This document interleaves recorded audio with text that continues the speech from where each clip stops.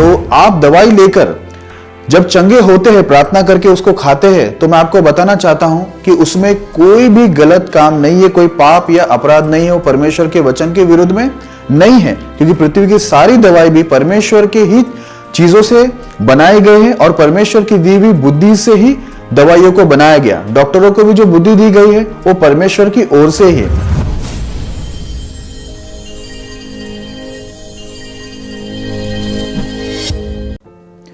जय मसीह की। आज का हमारा विषय है, क्या विश्वासियों को दवाई लेनी चाहिए? Should believers take medicine?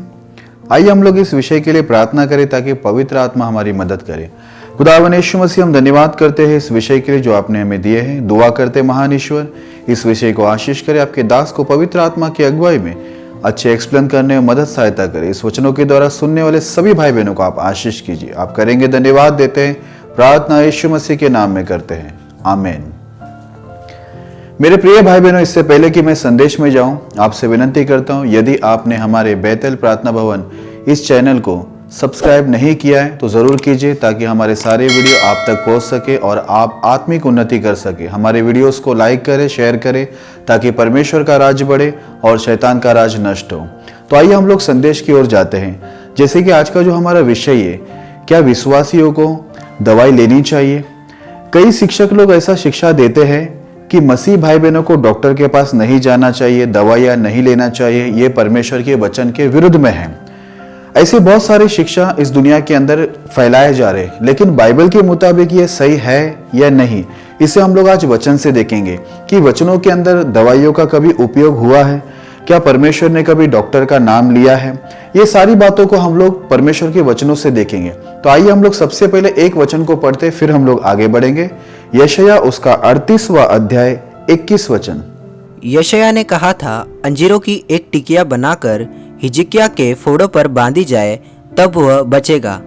मेरे प्रिय भाई बहनों, यहाँ पर हिजकिय्याह राजा बीमार हो गया था और वो मरने वाला था, लेकिन वहां पर हम लोग क्या देखते हैं, यशायाह जो परमेश्वर का दास है वो उससे कहता है, अंजीरों का पेस्ट बना के उसके फोड़ों पर लगा दो, तो हिजकिय्याह राजा क्या हो जाएगा? बच जाएगा। वो मरने वाला था, पर जैसे यशायाह ने उसको वो दवाई बताया, अंजीरों का पेस्ट बनाकर उसके फोड़ों पर लगाने को बोला, वैसे ही लगाया गया, तो हिजकिय्याह राजा बच गया। यहाँ पर हम लोग देखते हैं कि परमेश्वर उसको डायरेक्ट चंगाई नहीं दिया। ऐसा नहीं हुआ कि यशायाह ने उसके लिए प्रार्थना किया और परमेश्वर ने उसको तुरंत ही चंगाई दी, वैसा नहीं हुआ, पर परमेश्वर ने उसको दवाई के द्वारा चंगाई दिया। मेरे प्रिय भाई बहनों, एक बात मैं आपको बताना चाहता हूं, पृथ्वी में जितने भी चीज है वो सब परमेश्वर का है। आकाश में हो, पृथ्वी में हो, समुद्र में हो, कहीं भी हो, सब कुछ परमेश्वर का बनाया हुआ है। और जितनी भी दवाई पृथ्वी में बनाई जाती है, ये सारे दवाइयों को, पृथ्वी के ही चीजों को वापर कर ही दवाई बनाई जाती है, कोई भी बीमारी के लिए। तो मैं आपको बता दूं, चंगाई परमेश्वर डायरेक्ट करे या दवाई के द्वारा करे, पर करने वाला परमेश्वर ही है। क्योंकि कितने लोग दवाई लेते हैं फिर भी मर जाते हैं। आज मैं आपको बताना चाहता हूं कि डॉक्टर लोग भी जब दवाई देते हैं तो ये बात बोलते हैं कि हम सिर्फ दवाई दे रहे हैं, पर बचाने वाला परमेश्वर ही है। इसी समय में मेरी मम्मी को कोरोना वायरस हो गया था। डॉक्टर ने बोला, सीरियस कंडीशन है, बहुत हालत खराब है आपकी मम्मी का, हम तो सिर्फ दवाई देंगे, पर बचाने वाला परमेश्वर है। तो डॉक्टर लोग भी इस बातों को मानते हैं, हम दवाई दे सकते हैं, पर बचाने वाला परमेश्वर ही है। इसका मतलब यह है मेरे प्रिय भाई बहनों, दवाई के द्वारा हो या डायरेक्ट हो, चंगा करने वाला परमेश्वर ही है। मैं आपको बता दूं, बाइबल तो ये बताती है कि चंगा करने वाला परमेश्वर ही है, चंगाई परमेश्वर ही करता है, ये मैं भी विश्वास करता हूं। लेकिन परमेश्वर का चंगाई करने का कुछ तरीका है। मैं आज आपको और भी बातों को बताऊंगा। अभी मैं नया करा से आपको बताना चाहता हूं कि वहां पर क्या दवाई का वापर हुआ था। तो आइए हम लोग एक वचन को पढ़ते, फिर हम लोग आगे बढ़ते। लूका उसका 10वां अध्याय 34 वचन। उसने उसके पास आकर उसके घावों पर तेल और दाखरस डालकर पट्टियां बांधी और अपनी सवारी पर चढ़ाकर सराया में ले गया और उसकी सेवा टहल की। मेरे प्रिय भाई बहनों, यहाँ पर यीशु मसीह एक कहानी बोला। एक व्यक्ति यरूशलेम से यरीहो जा रहा था, उस पर डाकुओं ने हमला किया और उसको अधमरा छोड़ गया। उसके शरीर पे बहुत घाव लग गए करके बोलता है। वहां पर ऐसा लिखा हुआ है, एक सामरी यात्री आकर उसके घाव में तेल और दाखरस डालकर पट्टी बांधा। तेल और दाखरस एक दवाई के रूप में उस समय काम में आता था। मेरे प्रिय भाई बहनों, ये यीशु मसीह दो दवाई का नाम लिया है। आज अगर आप देखें तो तेल, बहुत सारी प्रकार के तेल आज भी आते हैं जो दवाई के रूप में काम में आता है।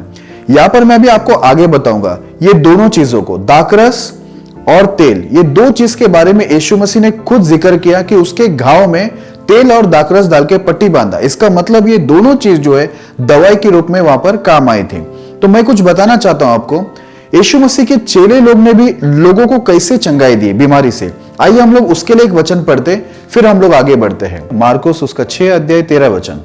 और बहुत सी दुष्ट आत्माओं को निकाला और बहुत से बीमारों पर तेल मलकर उन्हें चंगा किया। यहाँ पर मेरे प्रिय भाई बहनों ऐसा लिखा हुआ है, यीशु मसीह के जो शिष्य लोग थे बहुत सारे दुष्ट आत्माओं को निकाले और बहुत सारे बीमार लोग को तेल मलकर चंगाई दी। तो मैंने आपको पहले ही बताया यीशु मसीह ने दो दवाई की जिक्र किया, तेल और दाखरस। ये बांधकर, ये लगाकर पट्टी बांधी करके बाइबल के अंदर लिखा हुआ है। यहां पर हम लोग देखते हैं कि यीशु मसीह के चेले लोग भी जब लोगों को चंगाई दे रहे थे तो तेल मलकर लोगों को चंगाई दे रहे थे। इसका मतलब यह है कि तेल एक दवाई के रूप में उस समय भी काम आ रहा था और आज भी हम लोग देखते हैं कि बहुत सारे प्रकार के तेल है जो मनुष्यों की चंगाई के लिए काम में आज भी आता है, मेडिकल में भी मिलता है। इसलिए मेरे प्रिय भाई बहनों, दवाई लेना किसी भी प्रकार का कोई पाप या गुनाह नहीं है। ये परमेश्वर के वचन के विरुद्ध या परमेश्वर के विरुद्ध में नहीं है। अगर ऐसा होता तो यीशु मसीह उनके जो शिष्य लोग जो तेल मल के लोगों को चंगाई दे रहे थे वो वैसा नहीं होता। मैं अभी आपको एक और वचन बताना चाहता हूं जो याकूब ने कहा। आइए हम लोग उस वचन को पढ़ते फिर हम लोग आगे बढ़ते हैं। याकूब उसका 5वां अध्याय 14 और 15। यदि तुम में कोई रोगी है तो कलीसिया के प्राचीनों को बुलाए और वे प्रभु के नाम से उस पर तेल मलकर उसके लिए प्रार्थना करे, और विश्वास की प्रार्थना के द्वारा रोगी बच जाएगा और प्रभु उसको उठाकर खड़ा करेगा, और यदि उसने पाप भी किए हो तो उनकी भी क्षमा हो जाएगी। मेरे प्रिय भाई बहनों, यहाँ पर बाइबल के अंदर साफ लिखा है, पवित्र आत्मा से परिपूर्ण होकर याकूब ये कहता है, यदि तुम में कोई बीमार है तो कलीसिया की प्राचीनों को बुलाए और वो प्रभु के नाम से तेल मलकर उसके लिए प्रार्थना करे, और विश्वास की प्रार्थना के द्वारा रोगी बच जाएगा, प्रभु उसको उठा के खड़ा करेगा। यदि उसने पाप भी किया है तो उसकी भी क्षमा की जाएगी, वचन में लिखा है। यहाँ पर भी हम लोग देखते हैं कि कलीसिया के प्राचीनों को बुलाकर तेल मल के प्रार्थना करने के लिए बोला जा रहा है। ऐसा क्यों बोला जा रहा है? डायरेक्ट भी प्रार्थना किया जा सकता है। हम लोग बाइबल में देखते हैं कि यीशु मसीह के शिष्य लोग ने और यीशु मसीह ने कई लोगों को डायरेक्ट चंगाई दिया। वहां पर कोई तेल नहीं लगाया गया या कोई चीज का वापर नहीं हुआ, पर यहां पर बोल रहा है कि तेल मल के प्रार्थना करे। जैसे मैंने आपको पहले ही बताया, यीशु मसीह ने दो दवाई का जिक्र किया, एक है तेल, दूसरा है दाखरस। तो यहाँ पर हम लोग अभी दो जगह में देखें। एक जगह पर देखा कि उसके शिष्य लोग जो थे, यानी यीशु मसीह के जो शिष्य लोग थे, वो लोग तेल मल के रोगों को चंगा कर रहे थे। और यहाँ पर याकूब भी साफ कहता है कि कलीसिया के प्राचीनों को बुलाओ कि वो बीमारों पर तेल मल के उनके लिए प्रार्थना करे, तो वो चंगे हो जाएंगे, प्रभु उनको उठा के खड़ा कर देगा विश्वास की प्रार्थना के द्वारा, और परमेश्वर उसके पापों को भी क्या करेगा? क्षमा करेगा। एक कहावत है दुनिया के अंदर जो आप भी जानते हैं, दवा भी करो और दुआ भी करो। दवा करना और दुआ करना, मैं आपको बताना चाहता हूं कि आप दवाई को यूज करो या डायरेक्ट प्रार्थना करो। अगर डायरेक्ट प्रार्थना करके परमेश्वर आपको चंगाई देता है तो बहुत अच्छी बात है। यदि परमेश्वर आपको डायरेक्ट चंगाई नहीं दे रहा है तो आप दवाई लेकर जब चंगे होते हैं, प्रार्थना करके उसको खाते हैं, तो मैं आपको बताना चाहता हूं कि उसमें कोई भी गलत काम नहीं है, कोई पाप या अपराध नहीं है, वो परमेश्वर के वचन के विरुद्ध में नहीं है। क्योंकि पृथ्वी की सारी दवाई भी परमेश्वर के ही चीजों से बनाए गए हैं और परमेश्वर की दी हुई बुद्धि से ही दवाइयों को बनाया गया। डॉक्टरों को भी जो बुद्धि दी गई है वो परमेश्वर की ओर से ही है। यहाँ पर भी हम लोग साफ रीति से देखा कि दवाई का वापर हुआ, यानी तेल का वापर हुआ, और प्रार्थना भी हुई। तो बाइबल क्या बताती है कि तेल मल के प्रार्थना करेगा, परमेश्वर उसको चंगा करेगा, उसके पाप को भी क्या करेगा? क्षमा करेगा। आप दवाई को वापरेंगे तो भी चंगा करने वाला परमेश्वर ही है। मेरे प्रिय भाई बहनों, कई लोग आसा राजा के बारे में बोलते हैं, जो दूसरा इतिहास में लिखा गया है 16 अध्याय 12 वचन में, कि आसा राजा को पैर में रोग हो गया था और रोग बहुत बढ़ गया था, तो उसने वैद्यों की शरण ली, यहोवा की शरण नहीं ली करके बोलते हैं। वो वचन को पकड़ के कई लोग बोलते हैं कि हमें वैद्य के पास यानी डॉक्टर के पास नहीं जाना चाहिए। मैं आपको बताना चाहता हूं, दूसरा पतरस में ऐसा लिखा हुआ 3 अध्याय में, पतरस कहता है पवित्र आत्मा से परिपूर्ण होकर, कुछ लोग हैं जो अनपढ़ और चंचल है परमेश्वर के वचन के विषय में। अनपढ़ यानी वचन को अच्छी जानकारी नहीं रखते, उनको पता नहीं है वचन क्या है। और चंचल यानी जल्दी से किसी का भी अर्थ कहीं भी जोड़ देना। तो वो लोग क्या करते हैं, वचन में ऐसा लिखा है कि वो लोग वचन को खींच तान कर अपने ही नाश का कारण बनते हैं।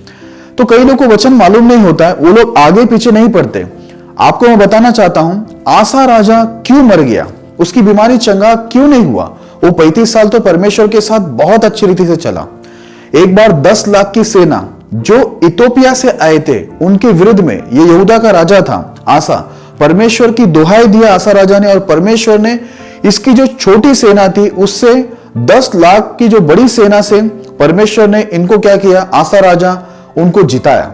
लेकिन दूसरी बार जब इजराइल की तरफ से इनको सताव हो रहे थे आसा राजा को, तब दूसरी बार उसने परमेश्वर की शरण नहीं ली, उसने परमेश्वर पे विश्वास नहीं किया, लेकिन उसने सीरिया का मदद लिया जो दुष्ट लोग थे, और उसने परमेश्वर के भवन में जो यरूशलेम में जो सामान परमेश्वर का था वो भी उठाकर क्या किया, सीरिया के लोगों को दिया, सीरिया के राजा को दिया।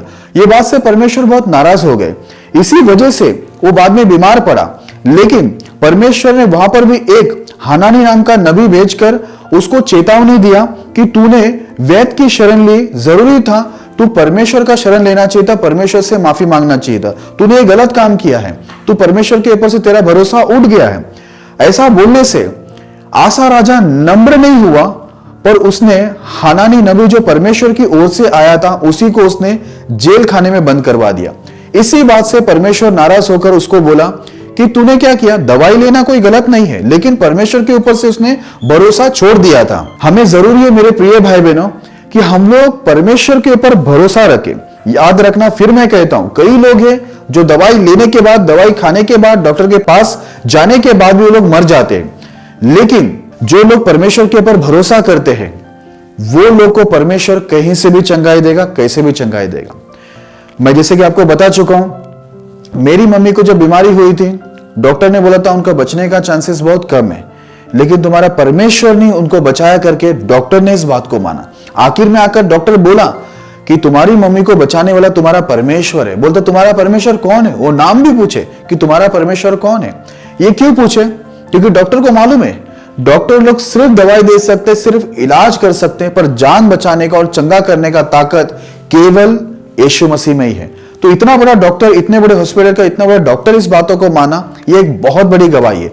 इसलिए मेरे प्रिय भाई बहनों, जो आसा राजा के विषय में गलत एक्सप्लेन किया जा रहा है, आप उस विषय में मत जाइए। वहां पर डॉक्टर और दवाई की बात नहीं हो रही थी कि तूने डॉक्टर के पास गया, दवाई लिया, ये गलत किया।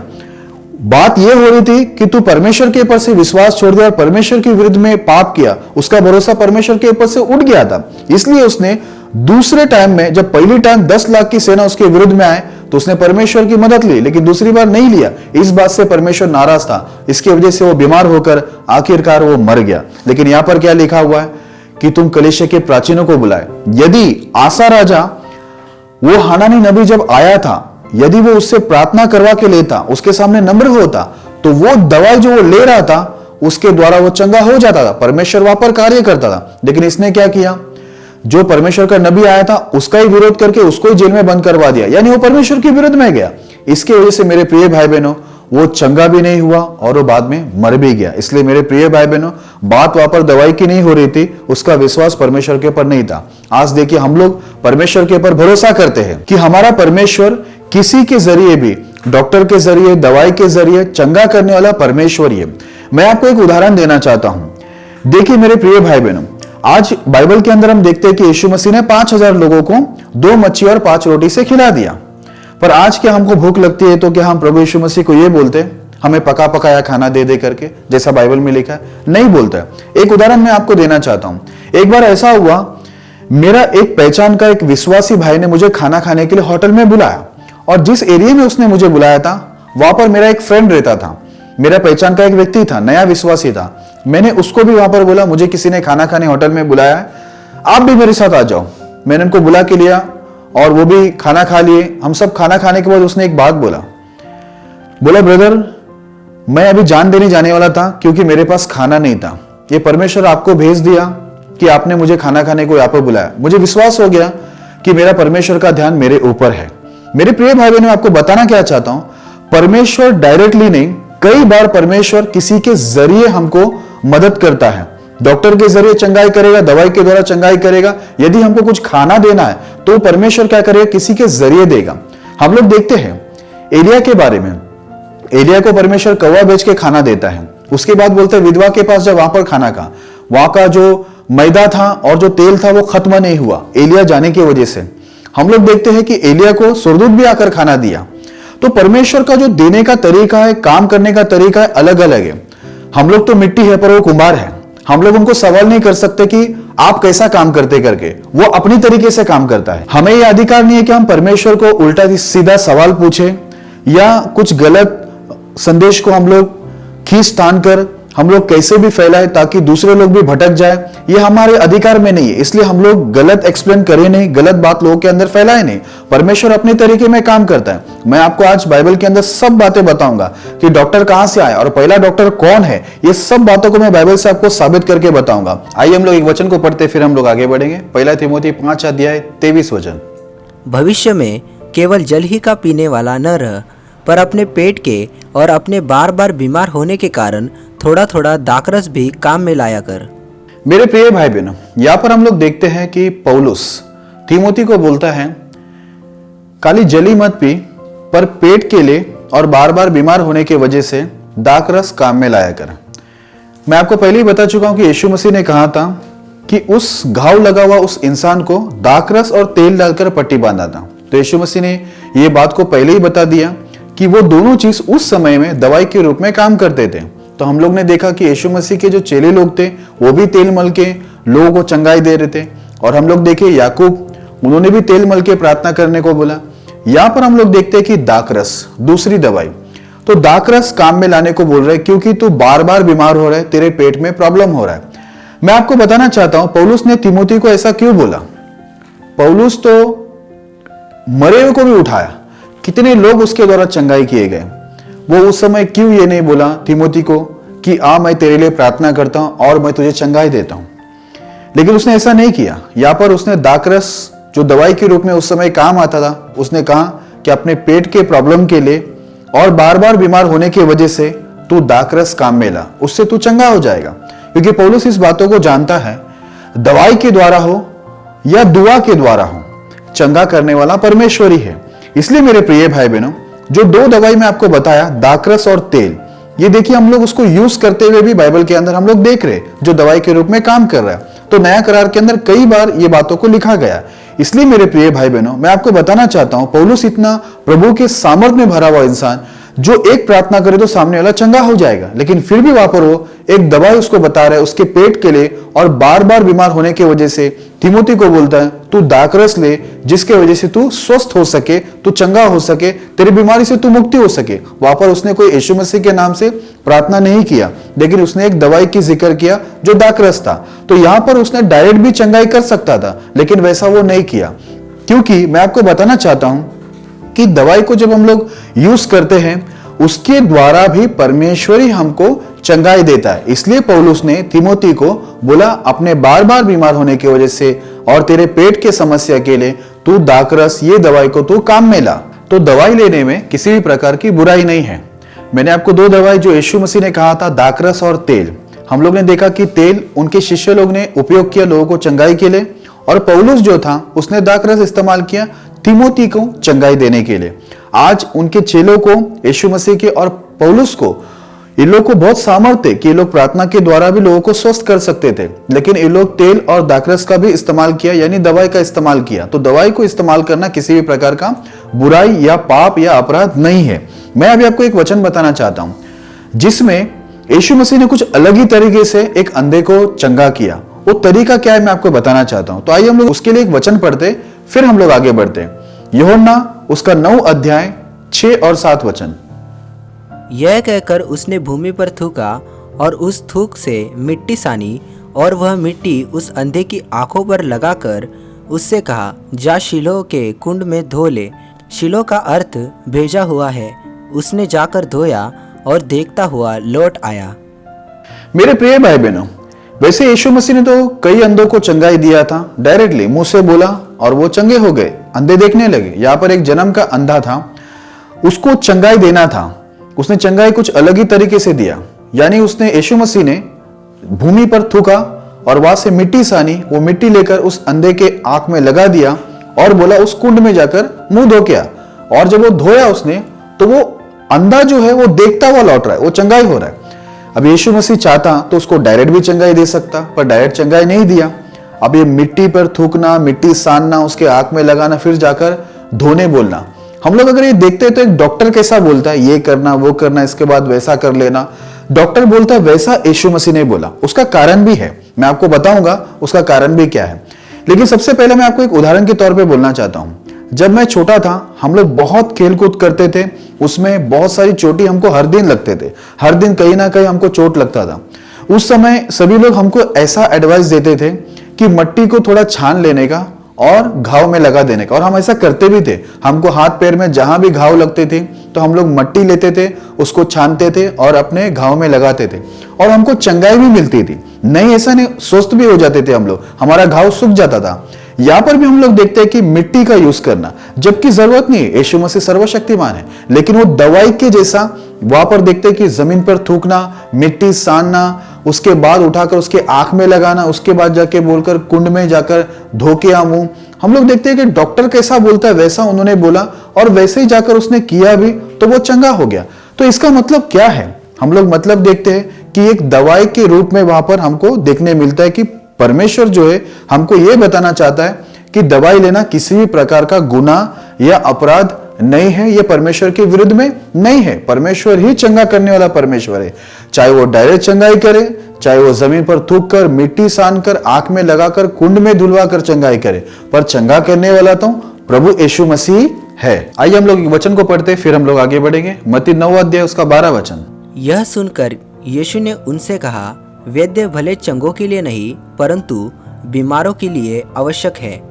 मेरे प्रिय भाई बहनों, यीशु मसीह ने यहाँ पर साफ कहा वैद्य लोग जो होते हैं यानी डॉक्टर जो होते हैं वो बीमारों के लिए आवश्यक है, भले चंगों के लिए नहीं पर बीमारों के लिए आवश्यक है, यानी जरूरी है। क्योंकि यीशु मसीह इस बातों को जानते हैं कि कोई बीमार है तो उसको जरूरत है वैद्य की, डॉक्टर की, दवाई की उसको जरूरत है। यीशु मसीह ने खुद ये कहा। तो इसलिए मेरे प्रिय भाई बहनों, यीशु मसीह जो है, परमेश्वर जो या प्रभु का नियम जो है वो दवाई के या डॉक्टर के विरुद्ध में नहीं है और हो भी नहीं सकता, क्योंकि सारे डॉक्टर और दवाई भी प्रभु की ओर से ही है। प्रभु की दी हुई बुद्धि ज्ञान से और प्रभु की आशीष से ही डॉक्टर और सारी दवाइयां भी हमको मिलती है, जिसके द्वारा हमें चंगाई मिलती है। ये सब कुछ करने वाला सबके पीछे परमेश्वर का ही हाथ है। बिना परमेश्वर का ये कार्य हो ही नहीं सकता। लोगों को स्वस्थ हो ही नहीं सकते, लोग चंगे नहीं हो सकते बिना परमेश्वर, क्योंकि प्रभु का कार्य बिना ना डॉक्टर कुछ कर सकता ना दवाई कुछ कर सकती है। इसलिए मेरे प्रिय भाई बहनों, यहाँ पर साफ लिखा हुआ है कि बीमारों को वैद्य की जरूरत है, आवश्यक है करके बाइबल के अंदर साफ लिखा हुआ है। मेरे प्रिय भाई बहनों, अभी मैं आपको बताऊंगा कि इस दुनिया का सबसे बड़ा डॉक्टर कौन है। आइए हम लोग एक वचन को पढ़ते फिर हम आगे बढ़ेंगे। उत्पत्ति उसका 2 अध्याय 21 वचन।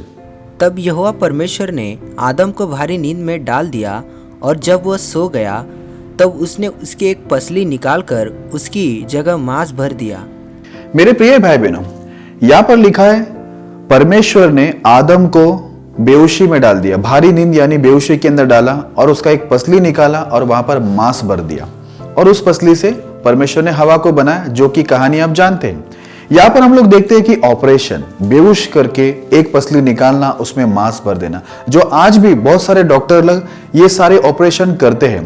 तो मैं आपको बताना क्या चाहता हूं, इस दुनिया का सबसे पहला ऑपरेशन परमेश्वर ने खुद किया, जो सबसे बड़ा डॉक्टर है। तो ऑपरेशन होना या दवाई लेना या डॉक्टर के पास जाना किसी भी प्रकार का गुनाह है ही नहीं, क्योंकि एक देखने जाए तो परमेश्वर ही बहुत बड़ा डॉक्टर है जिन्होंने ऑपरेशन को शुरू किया।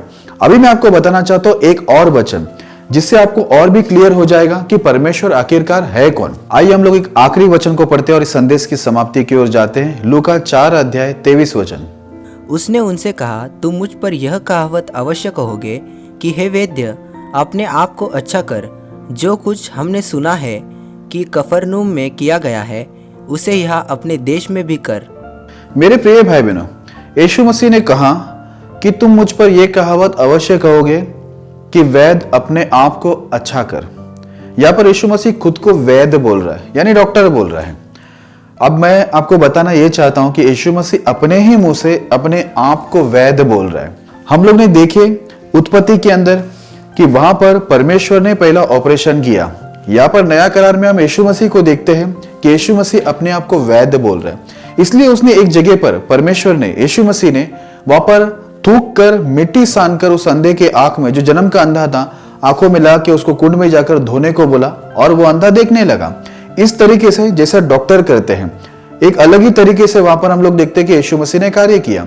यहाँ पर हम देखते हैं यीशु मसीह अपने आप को वैद्य बोल रहा है। यानी मैं आपको बताना ये चाहता हूं, जो जुना करार के अंदर जो परमेश्वर ऑपरेशन किया था, नया करार के अंदर वही यीशु मसीह अपने आप को वैद्य कह रहा है। यानी इसका मतलब यह है कि सबसे बड़ा जो डॉक्टर है वो कोई और नहीं, वो यीशु मसीह। उसके बाद सारे डॉक्टर हुए, उसके बाद सारे ज्ञान लोगों को परमेश्वर के द्वारा मिला हुआ है। मैं एक आखिरी बात आपको बताना चाहता हूं, जो मत्ती उसका 4 अध्याय 5 से लेकर 7 तक में लिखा हुआ है, आप उसे जरूर पढ़ लेना। वहां पर लिखा है कि शैतान ने यीशु मसीह को मंदिर के ऊपर बहुत ऊंचे स्थान पर लेके गया और बोला ऊपर से कूद जा। लिखा है तेरे विषय में कि स्वर्गदूत आकर बचा लेंगे तुझे, ऐसा ना हो कि पाँव में तेरे पत्थर से ठेस लग जाए। यीशु मसीह उसको बोला कि यह भी लिखा है कि तू अपने प्रभु परमेश्वर की परीक्षा ना करना। यीशु मसीह ने शैतान का नहीं सुना। यीशु मसीह उसका अगर सुनता तो सचमुच उनके पैर में ठेस लग सकता था या उनकी जान भी जा सकती थी ऊपर से कूदने से। लेकिन यीशु मसीह ने शैतान की बातों को माना नहीं। यीशु मसीह को शैतान ने भी वचनों से ही बात किया कि तेरे विषय में लिखा है स्वर्गदूत आकर बचा लेंगे। लेकिन मैं आपको बताना चाहता हूं मेरे प्रिय भाई बहनों, यीशु मसीह साफ कहता है यह भी लिखा है तू प्रभु अपने परमेश्वर की परीक्षा ना कर। एक इंसान अगर अनजाने में कहीं से फिसल रहा है या गिर रहा है तो परमेश्वर उसको बचाएगा, निश्चय बचाएगा। लेकिन यदि कोई जानबूझकर कूद रहा है या जानबूझ के परमेश्वर की परीक्षा कर रहे हैं तो परमेश्वर उसको बचाएगा नहीं।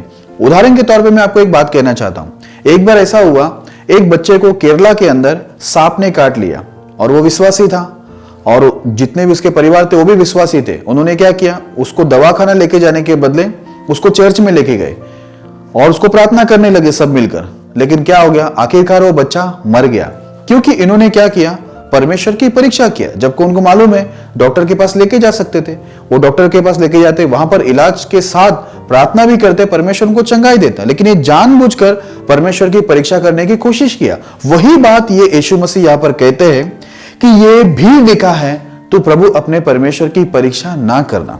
इसलिए मेरे प्रिय भाई बहनों, शैतान आपको कई बातों से उकसाएगा। कई पास्टर लोग 40 दिन 40 रात खाना भी छोड़ दिए और पानी भी छोड़ के उपवास करने लगे। किसने बोला उनको पानी भी छोड़ दे और खाना भी छोड़ दे 40 दिन तक? उसने वैसा किया जो यीशु मसीह किए, जो मोसेस ने किया था। वहां पर परमेश्वर थे मोसेस के साथ, यीशु मसीह खुद परमेश्वर था। कितने लोग ऐसे उपवास करने की वजह से पास्टर लोग की किडनी चली गई। अभी अभी एक बहन मर गई, केवल 38 साल के, बहुत उपवास कर रहे थे, लंबे लंबे उपवास, 100 दिन का उपवास कर रहे थे। आखिरकार उनको फूड पॉइजन हुआ। वो लोग भी प्रार्थना कर रहे थे, दवाखाने पे समय पे गए नहीं, ठीक से इलाज नहीं किया। 38 वर्ष का वो स्त्री, वो बहन मर गई जो विश्वास के अंदर कई सालों से थे। 2 बच्चे हैं, अब वो लोग बिना मां के हो गए।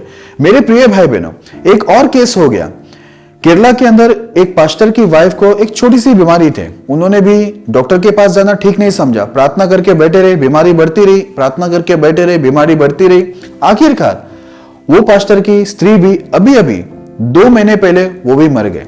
मेरा कहने का मतलब है यीशु मसीह शैतान को जो जवाब दिया कि ये भी लिखा है, आप एक साइड मत पढ़िए। अगर आपको परमेश्वर ने डॉक्टर या दवाई जरिया बना के दिया है, आप जानते हैं कि वो भी परमेश्वर की ओर से, जो कि आज मैंने आपको नया करार और जुना करार दोनों से जगह से बताया। जो यशायाह ने हिजकिय्याह राजा को जो दवाई दी थी वहां पर कि अंजीरों का पेस्ट लगाना अपने फोड़ों पर तू बच जाएगा। हम लोग नया करार में इतनी सारी दवाइयों को देखें, कितने लोग वहां पर दवाई का इस्तेमाल किया। मैं आपको बताना चाहता हूं कि दवाई का इस्तेमाल करना किसी प्रकार का गुनाह नहीं है और हम जानते हैं कि परमेश्वर ही चंगा करने वाला है। तो हमें परमेश्वर की परीक्षा नहीं करनी चाहिए। हम डॉक्टर के पास जाना या दवाई लेना और उसके साथ प्रार्थना करना और प्रार्थना के साथ अपना इलाज करवाना या दवाई खाना किसी प्रकार का गुनाह नहीं है। पर बाइबल के अनुसार ये एक बहुत ही अच्छी समझदारी है, क्योंकि हमारा सबसे बड़ा डॉक्टर तो परमेश्वर ही है जो सबसे पहला ऑपरेशन किया। और यीशु मसीह अपने आप को वैद्य कहता है, यानी वो खुद एक डॉक्टर है। इसलिए उसने इस धरती के अंदर कई डॉक्टरों को खड़ा किया। जैसे यीशु मसीह बहुतों को चंगाई किया, वैसे वही सामर्थ उसने अपनी शिष्य को भी दिया जितने लोगों ने उन पर विश्वास किया। पौलुस को भी सामर्थ दिया था, पर पौलुस ने क्या किया? तिमोथी को बोलता है तू अपने पेट के लिए और बार बार बीमार होने की वजह से तू दाखरस काम में ला, जिससे तू चंगा हो जाएगा। लेकिन उसने ये नहीं बोला हाँ मैं तेरे लिए प्रार्थना करता हूं और तुझे स्वस्थ करता हूं, क्योंकि उसमें समझदारी थी। वही समझदारी परमेश्वर हमें भी दिया है।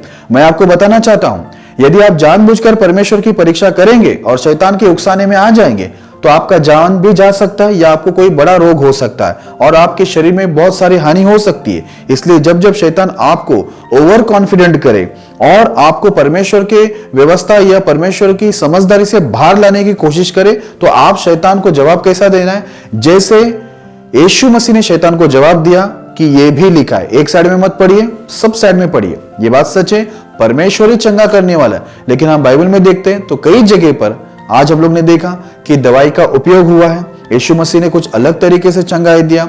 दाखरस और तेल की दवाई की वहां पर बात हुई है, तो दवाई वापरना परमेश्वर की ओर से ही है। डॉक्टर के पास जाना वो भी परमेश्वर की ओर से, इसमें कोई बुराई नहीं। यदि आप घर में बैठे बैठे आप प्रार्थना करते हो, परमेश्वर आपको तुरंत स्वस्थ करता है, कोई प्रॉब्लम नहीं।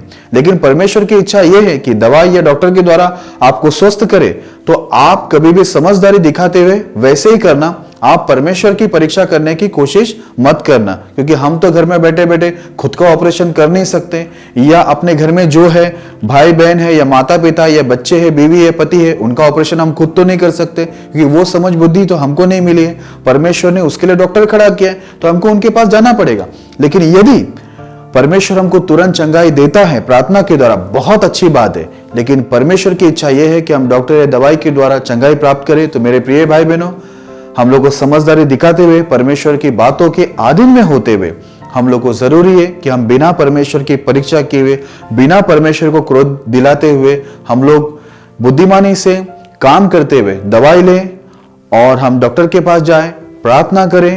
प्रार्थना के द्वारा परमेश्वर हमें क्या करेगा? डॉक्टर के द्वारा, दवाई के द्वारा या डायरेक्टली, जैसे ही परमेश्वर हमें चंगाई देता है उसके द्वारा परमेश्वर की महिमा हो। लेकिन आप ऐसा कुछ मत करना कि आपका जान चला जाए या आपके शरीर में कोई बड़ा नुकसान हो जाए। इसलिए मेरे प्रिय भाई बहनों, आप सावधान रहे।